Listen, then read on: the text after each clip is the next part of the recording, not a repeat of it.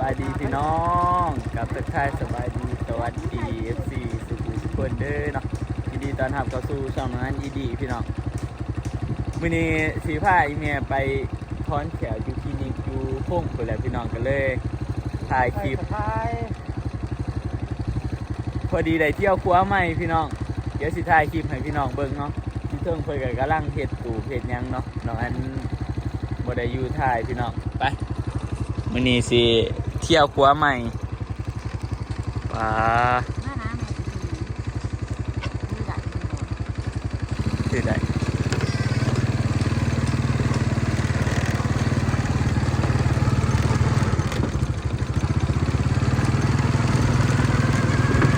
แน่นดีขนาดพี่น้องครัวบ้านเนาะ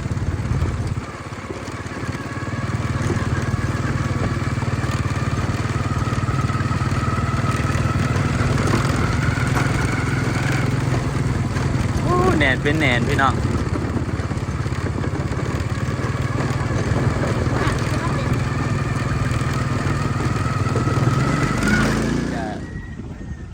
กำลังสิไปเนาะอีแม่เป็นยังก่อนแม่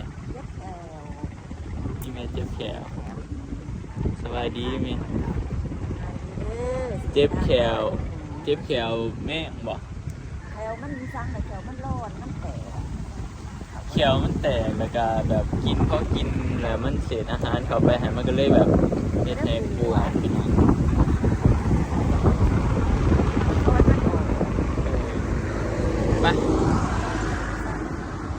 ไปถอนมันมีซองอันนั้นเนาะคือว่าคัดไปสะพายกับเบื้องทึ่งเนาะพี่น้องคันไปโค้งกับอีกคนละเบื้องกันเนาะเราก็เลยที่แรกว่าสิไปถอนอยู่สะพายแบบนี้ว่าไปโค้งซะพี่น้องเนาะที่แม่ว่ามีคนอยู่บ้านแล้วเขาไปถอนเป็นคลินิกคือกันบ่แม่เขาว่า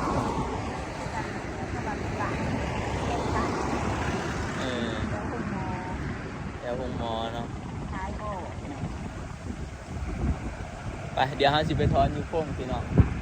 อีแม่พาอีแม่ไปถอนแขวเห็นรับปวดว่าสิไปตะเฮิงเลยจะบ่ได้ไปวันนี้มันปวดอยู่บ่ม่วนแห้งเนาะพี่น้องก็เลยสิพาเราไปถอนใหม่ๆก็สิเจ็บแน่แหละไปพี่น้องเดี๋ยวเราสิเดินทางไปเนาะพูดละขี่รถไกลเติบประมาณ20 กว่าโลเนาะไปนนทบุรีเนาะพี่น้องตอนนี้เราก็เดินทางมาหอดเลยพี่น้องคลินิกหน้าห้องหมอชุมชนเมืองห้องหมอชุมชนคงเซโดนเนาะอยู่หน้าห้องหมอมันเป็นคลินิกพี่น้องนี่คลินิกแขวตอนนี้มาหอดแล้วพี่น้องอีเมลเข้าไปข้างในเลยเนาะเดี๋ยวเขาสิเข้าไปพี่น้องกาทาเบิ่งเนาะพี่น้องว่าอันสิเป็นจะได้เนาะกะคือสิบอดอันนี้ล็อกเนาะพี่น้องถอนแขวคือสิบ่ยากอะไรเนาะคือสิแป๊บเดียวแต่ว่าสิเป็นจะได้กะทาเบิ่งพี่น้องสิถอนหรือว่าจะได้แนวใดเนาะจะทาฟังเบิ่งไปเดี๋ยวเขาเข้าไปไหนพี่น้องอันนี้ก็ข้างในคลินิกเนาะพี่น้องเข้ามาข้างในเลยที่แม่ก็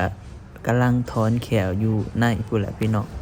อยู่ฝากหนึ่งของอันนี้เนาะแผ่นกันไว้เฮาสิบ่ได้ถ่ายเนาะพี่น้องก็สินั่งถ่าน่าจะแป๊บเดียวพี่น้องถอนแขวน่าจะบ่โดนดอกเนาะตอนนี้ก็ถ่าหมอเพิ่นถอนแขวอยู่นั่งถ่าเดี๋ยวอีกแป๊บนึงก็คือสิแล้วเนาะนี่ก็เป็นบรรยากาศข้างในคลินิกเนาะพี่น้องถ่ายให้พี่น้องเบิ่งบ่ได้ไปถ่ายเอาหมอถอนเนาะไปพี่น้องเดี๋ยวจะหน่อยถ่าเบิ่งถอนแล้วเนาะพี่น้องแป๊บเดียวเนาะถอนแก้วเพราะว่ามันเจ็บขนาดพี่น้องมันปวดแขวมันโยกแขวมันปวดเลยเนาะคันบ่ถอนจะได้กับแขวตัวนั้นมันก็สิเจ็บเลยพอแขวมันโยกแล้วนะแขวมันเริ่มปวดเลยเนาะแถวมันโยกน้อย ยางมันกับแจวแตกแน่เลยทอนพี่น้องแป๊บหนึ่งเนาะเป็นทอนไหนเนาะมาทอนอยู่ปงพี่น้องกับราคากับอัน200,000 กีบเนาะประมาณ300กว่าบาท ถ้าจับใส่ตรงกิน ตอนซ้ำมันติดเย็บกีบ เขาป่วยกินหัวป่วย โอ้อันแรกพวกนั้นทอนเกี่ยวก็ตอนเนี้ยแหละเดี๋ยวจะเก็บ หัวป่วย บางก่อนนั้นทอนถึงหัวพวก เพื่อมันจะออกเนาะ ไปเบิ่งพวกนั้นทอนเกี่ยวตอนดัดเกี่ยวนะไปพี่น้องเดี๋ยวตอนนี้เราก็สิได้เดินทางกลับแล้วเนาะเมื่อ นี่คือเขาอมยังเป็นปากอยู่ยัง อืม ยาจริง ค่ะและบัดเมื่อกินยาตัวเขาใหาย หมดละ เพราะว่ายาที่เขาให้นะจะเป็นยาแก้ปวดมันจะปวดดิมันเบิดฤทธิ์ยาตาไปพี่น้องเดี๋ยวเราก็สิเดินทางกลับแป๊บเดียวพี่น้องมาตอนเขียวเนาะบ่โดนใช้เวลาข้าวหนึงไกลเติบเปิดเมื่อพี่แหละมันไกลเป็นไปเมื่อก็พี่น้องอย่าไปเบิ่งเพิ่นเฮ็ดครัวเนาะเพิ่นเฮ็ดกระตูกครัวตอนนี้ก็มาฮอดบ้านเฮาแล้วเนาะพี่น้องนี่สะพานไม้ไผ่กำลังสิข้ามเมื่อพี่น้องข้ามเมื่อภาคนั้นเนาะเพิ่นกำลังเฮ็ดอันนั้นเฮ็ดหมูว่าหรืออีหยังแหละพี่น้องอันนั้นเปิดครัวใหม่เนาะกินข้าวซุ่มกันพี่น้องจังหน่อยเฮาก็สิมากินข้าวกับเพิ่นแหละนี่สะพานเปิดมือแรกเป็นทางการแหละพี่น้องมื้อนี้เนาะใครอยากมาขามมาเที่ยวก็มาขามได้เนาะมาเที่ยวได้พี่น้องครัวบ้านตั้งหลังนาคามไปเดี๋ยวเฮาสิขามเมื่อพักนะก่อนแล้วก็สิมาแวะเลยบ่ลืมมือเหือนก่อน น้าคงกินเลย สันเจ้าหันแล้วจะสิแวะเลยบ่ แม่ก็ลูกก็เมื่อเมื่อก่อนกินยา มือเหือนก่อนแล้วสันเนาะหรือว่ามือเหือนก็นอนจังยังมาเนาะ พี่น้องตอนนี้เฮาก็ขามมาพี่น้องจะพาไหนอย่าสิพาพี่น้องมาเบิ่งเนาะมื้อนี้ฉลองพี่น้องเปิดครัวเป็นทางการเนาะมื้อนี้เฮ็ดตูบกันแล้วแหละโอ้ตูบเฮาคือหรูหราใช่ปะนี่หน้าต่างเฮ้ยอย่าสิพาไปเบิ่งตูบจังหน่อยพี่น้องไปเดี๋ยวพามาเบิ่งอาหารการกินมื้อนี้ก่อนพี่น้องว่าจะลองเปิดครัวใหม่นี่เพิ่นเฮ็ดสิสังกินเนาะพี่น้องพากันเฮ็ดหยังกินได้หยังกินนั่นน่ะเดี๋ยวพาพี่น้องมาเบิ่งแม่ครัวเฮ็ดของกินพี่น้องทางไหนก็กำลังซับซ้อนมีหมูเนาะเพิ่นเฮ็ดได้ย่างอยู่เฮ็ดหมูพี่น้องอันนี้ต้มปิ้งถ่ายไกลๆก็ได้แค่นี้ข้างนี้มีขั้วซอส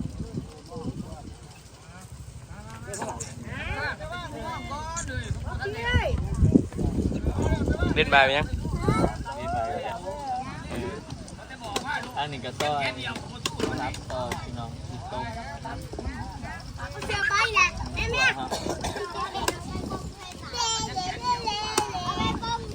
ขั้วเขามีง่าย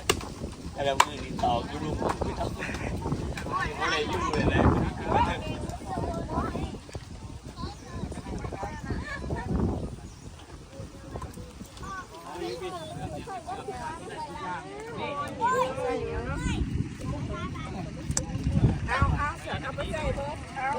เป็นที่พามาเบิ่งกระตุ้น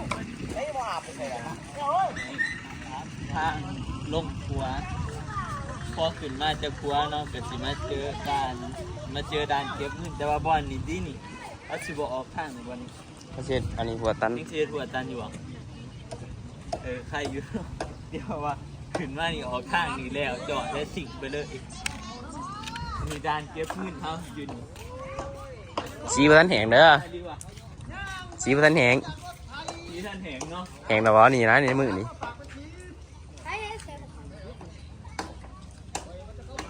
โอ้ย ตามคอนโดอยู่หน้าไอ้ดอนอันนี้เท่านี้คอนโดการเก็บเงินเท่านี้กลางพ่อได้นอนได้นี่พี่น้อง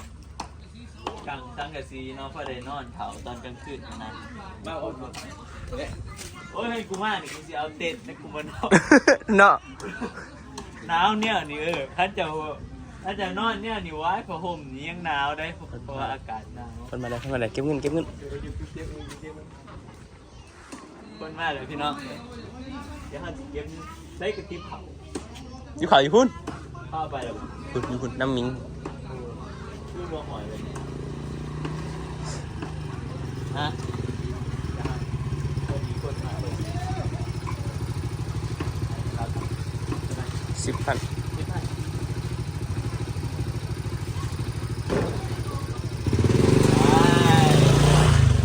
ดี๋ยวไปพี่น้อง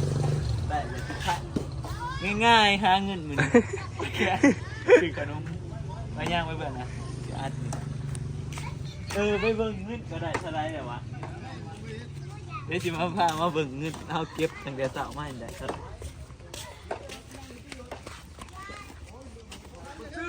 ติ้ว โอ้ได้ร้ายเติบอ่ะได้แสนปลายเดี๋ยวนี้ดูว่าเงินเก่าเขาประจักเงินจะบ้านนี่ประจักเงินแต่เช้ามาบ่นี่ปะสิ จะเสาร์นี่แหละบ้านนี้เขาเอาเขาเลยมั้ง เช้านี่เนาะ อันนั้นเราไปซื้ออันนั้นเนี่ยนะซื้อปลาแหลกเป็นเนี่ย โอ้แล้วได้ประมาณแสนปลาย200,000ผมประจัก ปลาน้ำเปรี้ยวปลาหอม เก็บขั้นละ10,000รถบัดคนเขาเก็บเท่าไหร่ หา เนาะอันนี้เป็นข้างพี่น้องอันนี้คือเขาใส่เงินเนาะเก็บเงินเพิ่นประท่านในแบ่งจุกันเนาะยังเก็บร่วมกันอยู่เนาะไปพี่น้องมื้อนี้ก็หากินข้าวน้ำเพิ่นกันเนาะถ้าเป็นเฮ็ดกินสนองเปิดครัวใหม่อันนี้จกสลากเนาะพี่น้องอันนี้เริ่มก่อนจกสลากเลือกวัน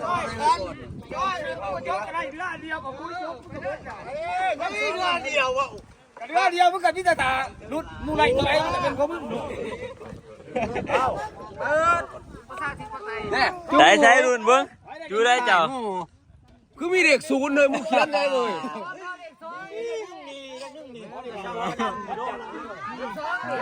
โอ้ยจูหา ชื่นเปิดฉากเว้ย จกสลากเลือกจูพี่น้องไปได้จูได อ้าวเต้าทดชื่นถือกันมาที่หนึ่งเด้อสองแตกแล้วเขาเลยเอกนี่วงขึ้นสี่สี่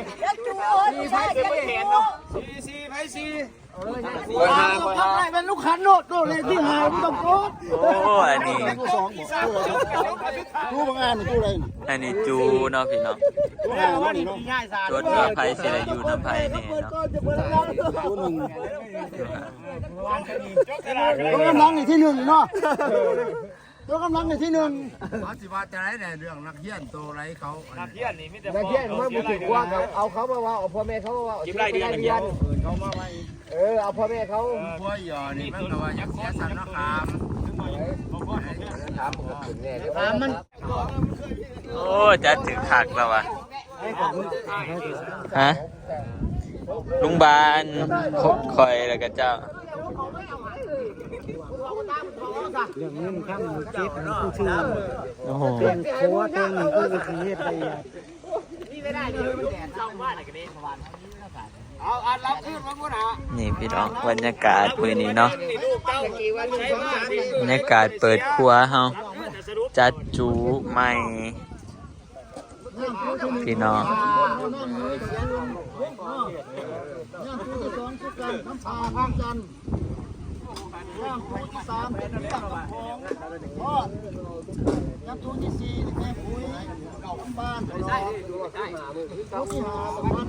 ทานนะเฮ็ดกินพี่น้องจะน้อยกินเขาวเนาะ มาดิรู้ตัวนี้บาดเจ็บไม้ดิต้านหรือบาดตัวนึงไม่ว่าซื้อบาดวันนี้มันมูนไปเองหรอวันนี้เราสิเก็บเงินแต่ละชุดเอารวมเนาะ60เอาบาท3มื้อ ไปเป็นครั้งมอบไปไปเป็นครั้งเขาร่วงแล้วเก็บพันของอันไป เว้าเรื่องเกี่ยวกับผัวเฮานี่นะพี่น้อง เป็นเรื่องเป็นครั้งนี้บ่ผู้นั้นเป็นบัญชีบ่ก็แล้วแต่เขียนแต่ตารางให้ครับไม่ต้องให้พวกไปไปป้อนเขาบ่ก็มีบัญชีให้ผู้เจ้าเสียรายเดือนนั่นแหละถือด้วยมันบ่เสียบ่ใช่หรอกคันนี้มันเดี๋ยวจังว่าถึงพวกเสียรายเดือนไก่ผู้นั้นถือกันด้วยใช่กับมันนั่นแท้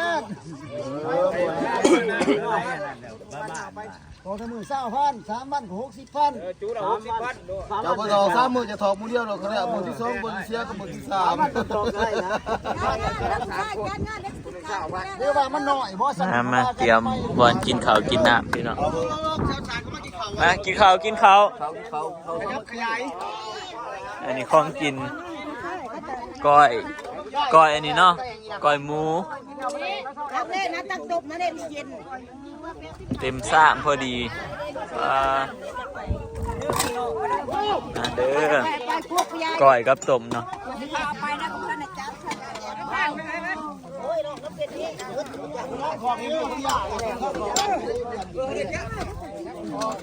ง่ายเลยจะท้องสมุน นี่กินข้าวบัดนี้พี่น้อง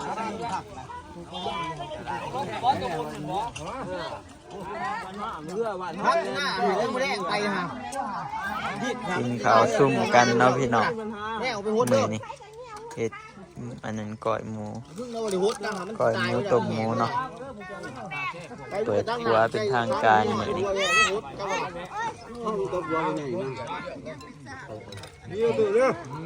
ถ้าอันนั้นก็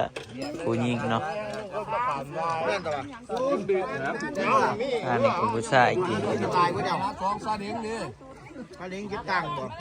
ถ้าเด่นดีที่มาแล้วนะมันหนัก หัวของนักเลยมีเต้าเลย นะครับบีบเพลงเนี่ย เนี่ยผู้ประกันใจเต้าอีเต้าอีรู้มันเนาะ ไปเศร้ามาเศร้าแล้วซาเด้งนะครับ กันกระดิ่งลูกค้านี่เอา75แล้วก็ผมคิดว่าเราไก่เห็ดน้ำอ่อนนะ โอ้ยเอาละ10ก็ได้ซะเราเฮ็ดน้ำรุดให้เราแน่ดุงขัน ขอ30กว่าเฮ้ยเพิ่นบ่ต้มมานี่เนาะ มึงอามนี่ก็เอา3,500ก็ได้ มันเฮ็ดน้ำอนุโลมให้มัน กันคือยานาวัดกันเที่ยวเกินมื้อ4เดือนเก็บเงินน้ำมันอามได้ผมบอก ครับเพื่อนจะมาเดินไหนเนี่ยคุณน้องนี่น้าไหว เอาผู้สาวมาเขาเก็บแล้ว เอาปากกามากเอามาเพื่อกระตูกเขาเนี่ย ขันเนื้อเพื่อกูหันเลือดนึงยังเก็บนะมึงเที่ยวหรอ กินน้ำยากัน มึงบอกเอาจอมากินประเด็นยังวะ ท่านบ่แม่นเกี่ยวเฮาเองเนี่ยบ่ต้องเพื่อคนอื่นนะ เล็กหน่อยมึงคนอื่นยามูเจ้ายาเนาะมูเจ้ายาหน่อยทอดเบาระวังเด้อผมเป็นคนวานเด้อเฮ็ดกันแน่อะไรเนาะ เซ พี่น้องเขาเก็บไว้เขาบอก นี่พี่น้องข้าวเนาะพากันกินข้าวกัน เบาเครื่องทำเพื่อมันพูดเดี๋ยวการบัวหันเบาอีกทีหรอกบอกไว้ เดี๋ยวขอตัวกินข้าวก่อนเด้อพี่น้อง มาอีกได้คนที่ต่อกันมาให้นี่ที่หาตัวบ่ฮับ